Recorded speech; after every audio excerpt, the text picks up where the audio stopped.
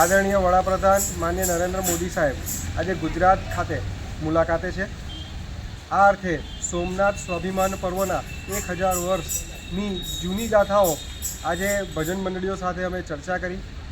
અમારું આજે સ્થળ છે તે હીરાબાનગર હીરેશ્વર મહાદેવના પટાંગણમાં 3 ભજન મંડળીઓ વારાફરતી અહીંયા ભજન કરશે। 24 કલાક ભજન થવાના છે। ભોલેનાથ દાદાના આશીર્વાદ આપણે સૌએ મેળવવાના છે। આ પ્રસંગે અમારા સ્થાનિક કાર્યકર્તા કરશનભાઈ, રાજુભાઈ અને એમની આખી ટીમ હીરાબાનગરના સર્વે નગરજનો 3 ટુકડે આવીને વારાફરતી ભજન મંડળીમાં જોડાશે। 24 કલાકનો સંકલ્પ ભજન મંડળીનો અમે સૌએ લીધેલો છે।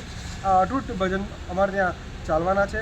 અર્થે જે સોમનાથ મંદિર ઉપર ઇતિહાસ ગવા છે કે વારે વારે જે હુમલાઓ થયા હતા વિધર્મીઓ અને અન્ય ધર્મો દ્વારા, આ હુમલાઓને મારે આજે યાદ કરીને ભવિષ્યમાં આવા હુમલા આપણી સંસ્કૃતિ પર ના દોરાય એ અર્થે આજે મહાદેવ દાદાની આજે પટાંગણમાં આજે પ્રાર્થના થશે।